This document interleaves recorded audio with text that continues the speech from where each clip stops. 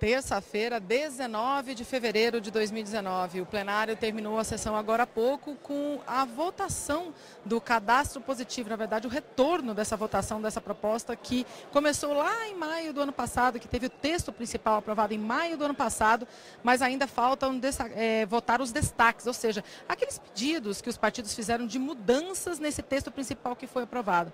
Como essa proposta é bem polêmica, até então não tinha sido colocado em votação esses destaques, né? Ou seja, esses pedidos de mudança nesse texto principal. E aí a gente lembra para você o que é essa proposta do cadastro positivo.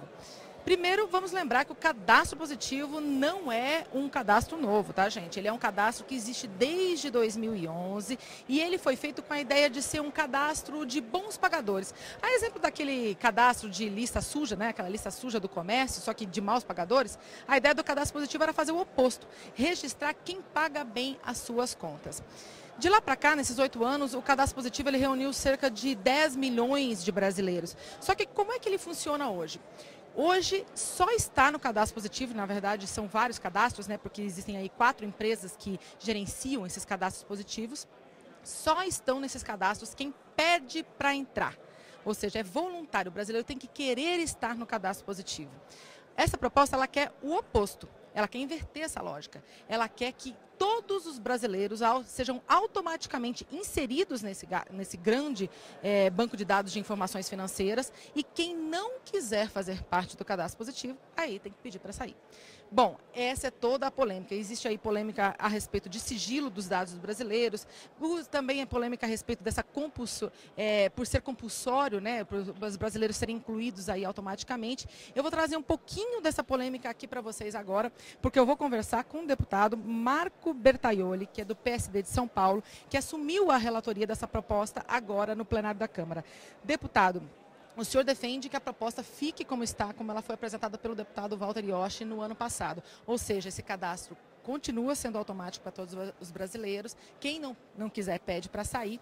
E também não configura sigilo, quebra de sigilo, ter acesso, né, esses bancos de dados, esses gerentes desses bancos de dados terem acesso às informações financeiras dos brasileiros. Ou seja, pagamento de conta, acesso a empréstimo, certo? Por que isso seria benéfico para os brasileiros? Olha, como toda medida que é uma novidade, o cadastro positivo no Brasil também gera ainda essa incerteza por parte das pessoas, principalmente aquelas que ainda não tiveram acesso a todas as informações sobre o procedimento de um cadastro positivo. Primeiro, o cadastro positivo, da forma que foi aprovado na Câmara, não quebra o sigilo bancário de absolutamente ninguém.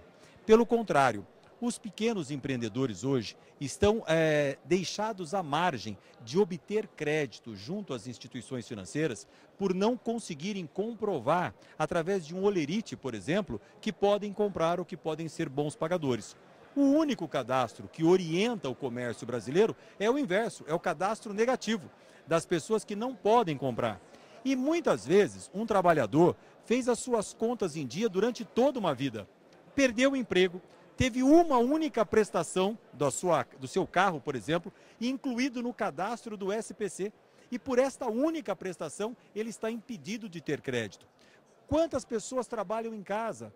A dona Maria que faz bolo e vende no final de semana para uma festa, como que ela vai comprovar a sua renda para poder adquirir uma geladeira, um fogão em prestações? Então, são vários exemplos de pessoas que estão alheias ao processo de compras e é exatamente isso, e eu defendo as associações comerciais do Brasil, que nós desejamos, que esses consumidores possam ser incluídos novamente no mercado consumidor, gerando a economia brasileira. E como vão fazer isso? Através da avaliação do seu histórico de pagamento e não de uma prestação que deixou de pagar.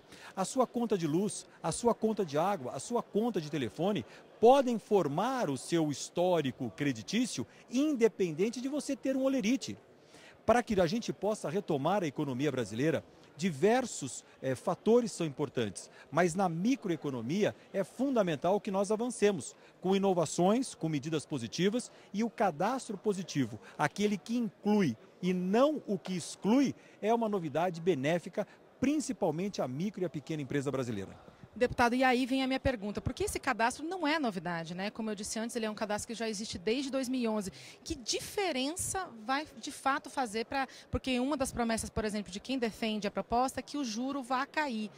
Por que vai cair agora e por que não caiu nesses 8 anos? Olha, não caiu nesses 8 anos porque o cadastro positivo não foi implementado de fato. Quando ele for implementado, aí é a lei básica da administração, oferta e procura. Quanto mais consumidores estiverem obtendo crédito para comprar a sua geladeira, a promoção não vai ser no preço da geladeira, vai ser no preço da taxa de juros, porque todos querem bons pagadores. Todas as lojas, todos os estabelecimentos comerciais, e ser um bom pagador não é, como foi dito aqui, apenas comprar e pagar em dia. É aquele que pagou, como eu disse, o seu IPTU a vida inteira em dia. Ele é um bom pagador, portanto, ele pode ter, na aquisição de um bem, produto ou serviço, uma taxa de juros menor. Nós precisamos organizar o crédito no Brasil, que é um dos grandes instrumentos para alavancarmos a economia. E para que tenhamos um crédito adequado, é fundamental termos um cadastro positivo. Resumindo para você e para o telespectador que está em casa, o comércio brasileiro, as micro e pequenas empresas que eu represento, não querem saber quem não pode comprar. Nós queremos saber quem pode, para que a gente volte a gerar emprego, para que a economia brasileira volte a girar. E eu acredito que esta é a primeira medida absolutamente positiva que a Câmara começa a discutir esse ano.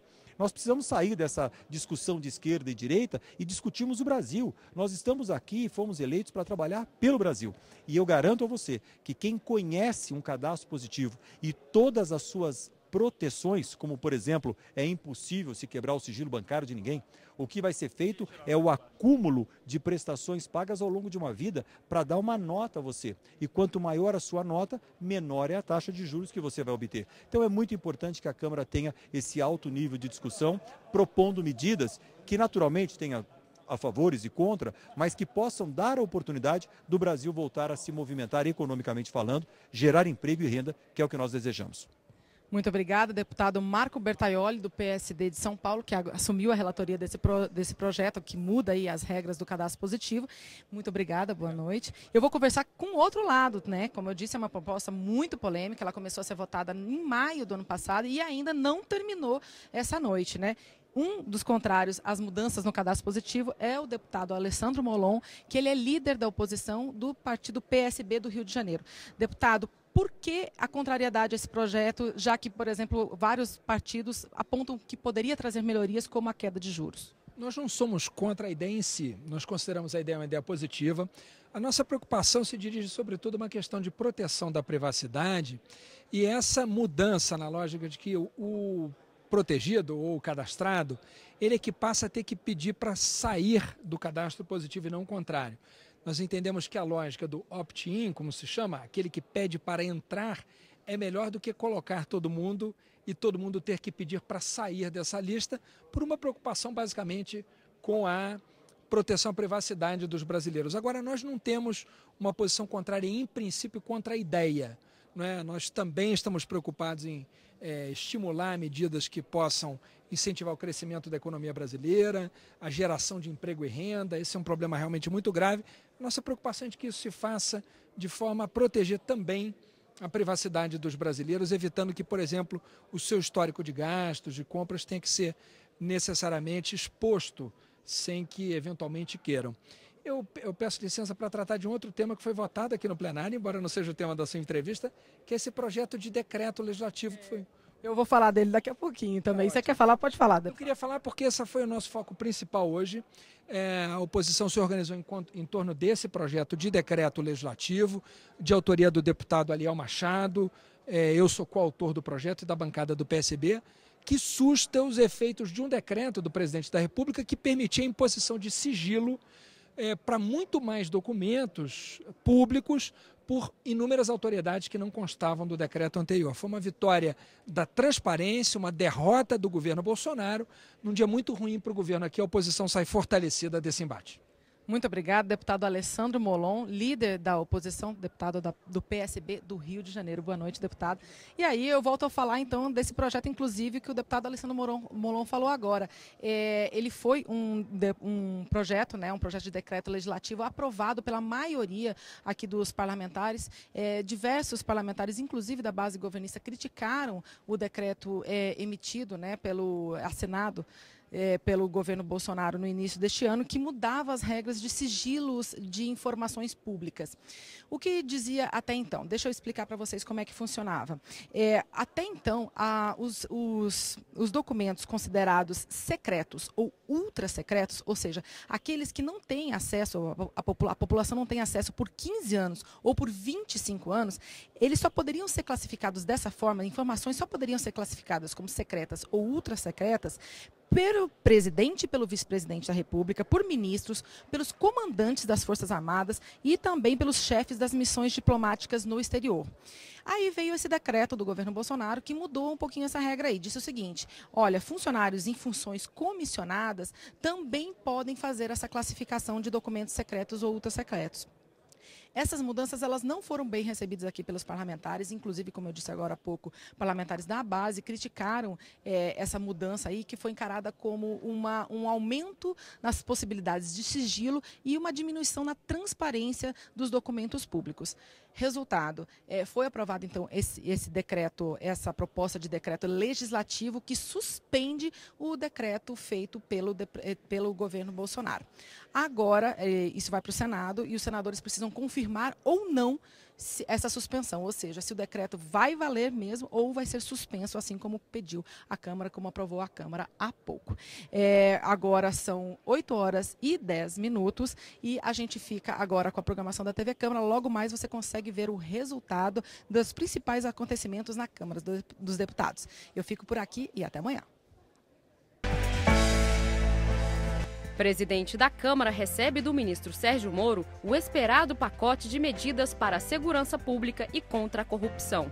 Nós explicamos as medidas previstas e mostramos as primeiras reações entre os deputados. Em audiência pública na Comissão Externa de Brumadinho, representante do Tribunal de Contas da União afirmou que desde 2016 já havia alertado sobre a precariedade na fiscalização para garantir a segurança de barragens. E os desafios que cidades, estados, governo e sociedade enfrentam para melhorar a mobilidade urbana. Veja a primeira de uma série de 3 reportagens especiais. Uma das propostas mais esperadas do governo Jair Bolsonaro foi entregue hoje ao Legislativo, o pacote de medidas para a segurança pública e contra a corrupção, feito pelo ministro Sérgio Moro. Uma comitiva de 6 ministros veio entregar os 3 projetos de lei anticrime ao presidente da Câmara dos Deputados. Eu tenho recebido diversos parlamentares, ministro Onyx igualmente, todos os ministros têm recebido parlamentares. Eu estive aqui na Câmara, no Congresso, antes mesmo do projeto ser apresentado, para explicá-lo aos parlamentares e resolver dúvidas. E assim por diante, nós estamos totalmente disponíveis para dialogar. O trabalho do parlamento é o trabalho do debate. E nós estamos prontos para o debate. Sérgio Moro tinha apresentado uma primeira versão das medidas anticrime no início de fevereiro. Diante da repercussão, fez mudanças. Por exemplo, a pedido de parlamentares, separou a criminalização do Caixa 2 em um projeto específico também incluído no pacote. Havia um sentimento de que o Caixa 2 é um crime grave, de fato é grave, mas não é tão grave como o crime organizado, homicídios e corrupção. E houve vamos dizer, reclamação para que não fosse tratado juntamente com essas outras condutas delitivas mais graves. É uma reclamação compreensível e foi acolhida, foi aceita. O presidente da Câmara disse que não haverá resistência a votar o assunto. Esse Caixa 2 a gente já votou em 2016, é um assunto que pode ser votado a qualquer momento, esse assunto não é problema. 3 projetos e 3 alvos claros. Crime organizado, crime violento e corrupção. São problemas que nós entendemos relacionados, não adianta enfrentar um sem nós enfrentarmos os demais. O texto altera 14 leis diferentes, entre elas, banco de DNA. Ele já existe, mas agora haverá regras claras. Condenados por crimes violentos vão ter que ser registrados assim que ingressarem na prisão. Prisão em segunda instância. Hoje, a lei prevê prisão só depois que todos os recursos forem esgotados. Há uma discussão jurídica. Desde 2016, o STF autoriza a prisão em segunda instância. A proposta formaliza em lei a determinação para cumprimento da pena depois da condenação em segunda instância. Organizações criminosas. Hoje, ficam em presídios de segurança máxima aqueles casos de interesse da segurança pública. A ideia endurece as possibilidades, aumentando o tempo máximo no regime diferenciado de 1 para até 3 anos. Solução negociada. Hoje, não existe essa previsão legal. A proposta é que aqueles que confessarem o crime recebem em troca a redução da pena. As propostas alteram no total 14 leis diferentes. Não se trata de apenas aumentar penas. Nós estamos, na verdade, criando métodos de investigação, como agente encoberto, bancos nacionais de dados. E estamos destravando a nossa legislação processual para nós termos um sistema de justiça criminal eficaz. A proposta é um começo. Aqui na Câmara, ela ainda vai ser muito debatida antes de qualquer votação. Esse tipo de política aumenta a violência na sociedade, não diminui.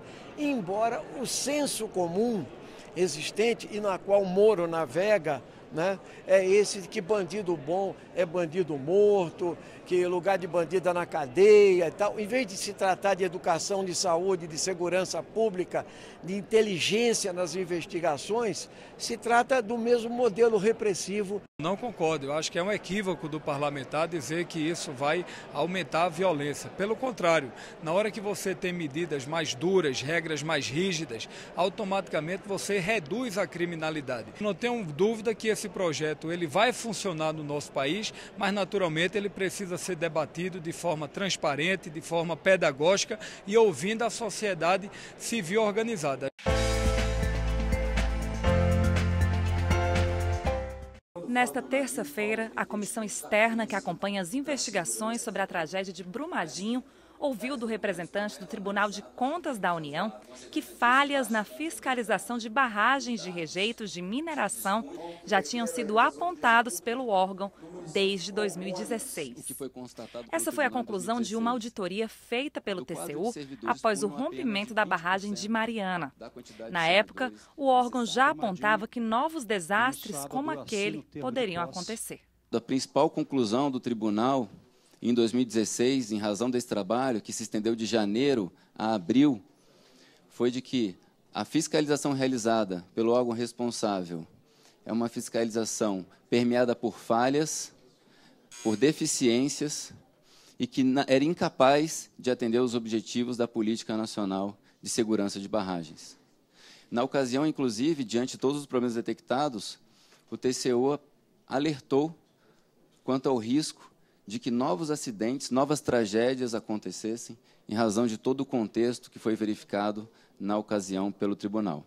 Hoje, quem contrata as empresas que fazem auditoria sobre a segurança das barragens são as próprias mineradoras, como a Vale, responsável pela mina de Brumadinho. O representante do Ministério de Minas e Energia defendeu que a Agência Nacional de Mineração faça um credenciamento de empresas de fiscalização sem ligação com as mineradoras. A empresa que faria a inspeção, a auditoria, né, na segurança e estabilidade das barragens, ela passasse a ser indicada pela Agência Nacional de Mineração, tá?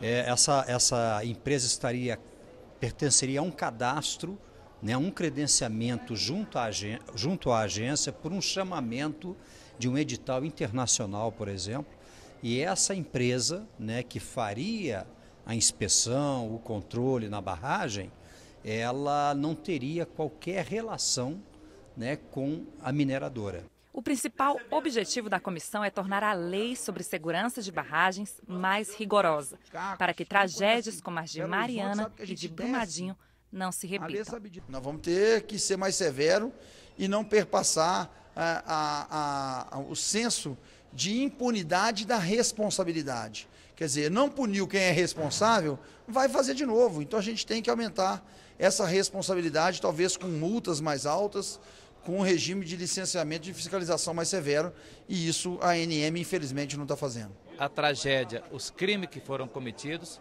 eram tragédias anunciadas. E parece que há também uma cadeia de irresponsabilidade, porque aí o DNPM não fiscalizou porque não tinha estrutura, as empresas contrataram as auditorias, mas essas auditorias, ninguém garante que essas auditorias têm responsabilidade. Então, na verdade, cada dia que passa, o sentimento nosso e a certeza é que é preciso ter uma nova lei brasileira, mas não basta ter a nova lei, é preciso que a lei seja cumprida.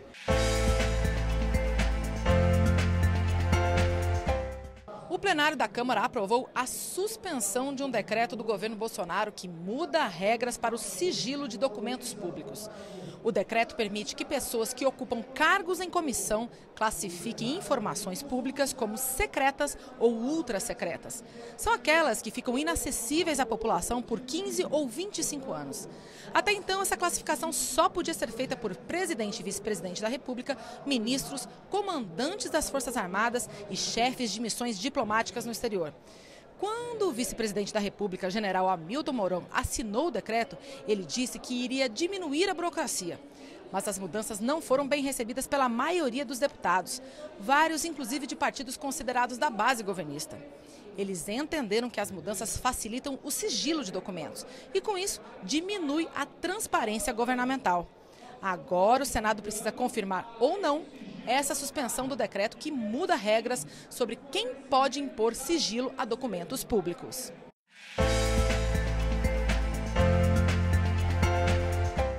A nossa principal questão é a questão democrática. Nós enfrentaremos qualquer tipo de restrição à democracia e à liberdade. Essa é uma prioridade, a preservação da democracia e da liberdade, que são pilares da Constituição brasileira, a preservação de direitos sociais, né? E de direitos civilizatórios, né? Que aí entra a questão da cultura e da diversidade humana. E há dois aspectos que nós vamos enfrentar imediatamente. Um deles é esse pacote Moro, que é gravíssimo, além da inconstitucionalidade, é uma autorização de pena de morte no Brasil, disfarçada. E o segundo é a reforma da Previdência. Então essas são as prioridades imediatas que nós vamos enfrentar no Congresso Nacional. Continuar a pauta da articulação, da sustentabilidade da última legislatura, principalmente pautando pela sustentabilidade, da visibilidade dos direitos coletivos, como os povos indígenas, como os quilombolas, um pouco da pauta relacionada à Amazônia. E eu estou justamente aqui para continuar essas prioridades que a rede vem destacando, justamente para que o nosso Brasil ele tenha essa possibilidade de avançar na pauta dos direitos coletivos, na questão ambiental. E nisso eu vou estar acompanhando atentamente as propostas que o Senado, também a bancada da rede, está propondo na questão do Brumadinho, né, de criar um projeto-lei que possibilite a questão avançar, considerando o crime hediondo, a questão que foi colocada ali, né, a gente precisa dar o exemplo, né, para que outros desastres, outros problemas que ocorrem. O Jornal da Câmara apresenta agora a primeira de uma série de 3 reportagens sobre um tema que mobiliza governos, sociedade e especialistas: os entraves à mobilidade urbana.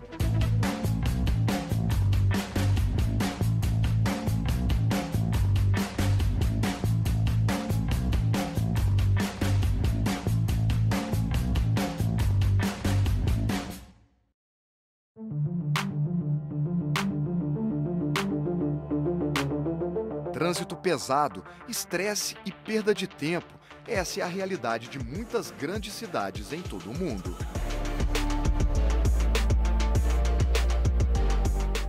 Los Angeles, nos Estados Unidos, é um exemplo a ser esquecido. A cidade investe pesado em grandes viadutos e vias públicas largas. Esse entroncamento, por exemplo, tem dezenas de faixas de rodagem. O objetivo da construção era acabar com o trânsito, mas não funcionou, simplesmente porque à medida em que o trânsito diminui com as novas obras, mais pessoas passam a usar o carro. E aí, em pouco tempo, o congestionamento volta a se formar. Em Los Angeles, as pessoas estimularam o carro. Começaram a duplicar, construir mais vias, viadutos. Aí os carros vão, porque eles se sentem o quê? À vontade, eles estão sendo convidados. Já em Londres, o sistema de transporte é referência mundial por integrar metrô, trem, ônibus, bicicleta e até barcos. O transporte público é barato e relativamente rápido. O resultado é uma cidade com menos poluição ambiental e sonora. Na área central da cidade, existem pedágios urbanos que são cobrados de quem quer andar de carro, como uma forma de compensação pelos danos causados pelo automóvel. Todo o dinheiro arrecadado é obrigatoriamente reinvestido no transporte público. No Brasil, também adotamos a cultura do carro, copiando o modelo norte-americano. Já somos o 9º país do mundo em número de automóveis, com um carro para 4 pessoas. Aqui no Brasil, transporte público de qualidade ainda é um sonho distante. A maioria dos ônibus, mesmo quando novos, utilizam chassis e suspensão de caminhão. Eles são altos, duros e barulhentos. Estas suspensões, na verdade, foram idealizadas para transportar coisas e não pessoas. Por isso, são tão desconfortáveis. Sem uma alternativa eficiente, quem tem condições apela para o carro e o trânsito vira o caos.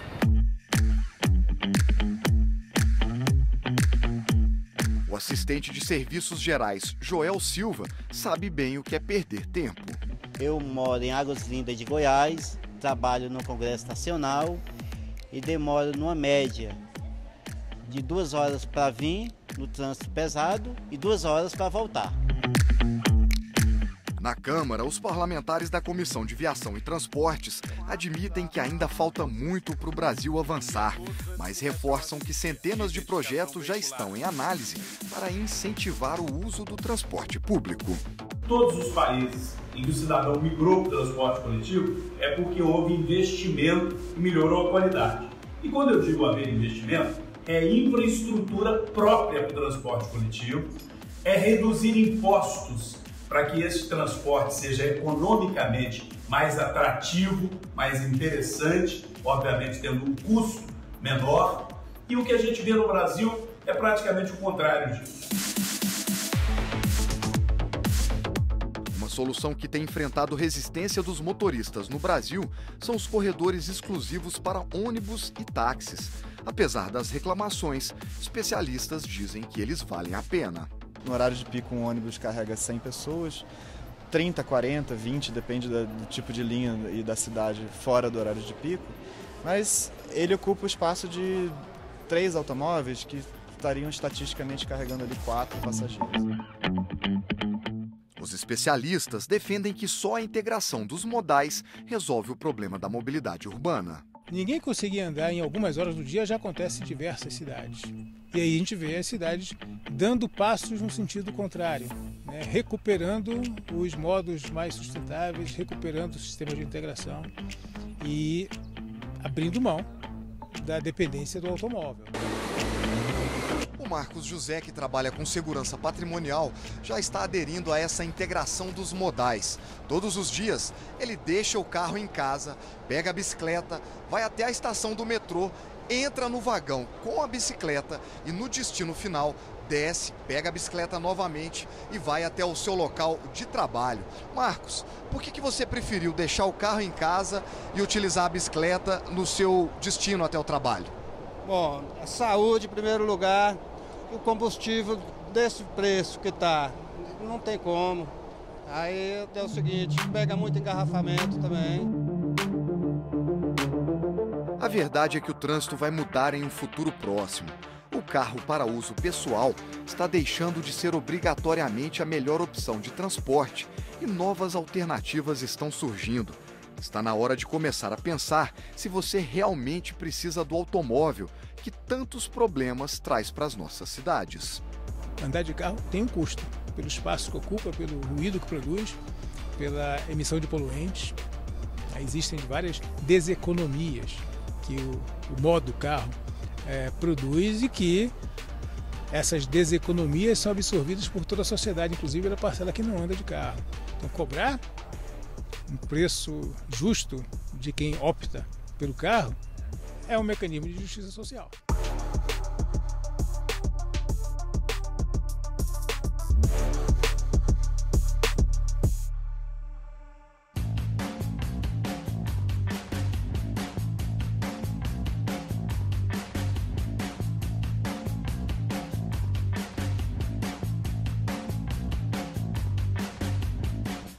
Estas foram as notícias da Câmara nesta terça-feira, 19 de fevereiro.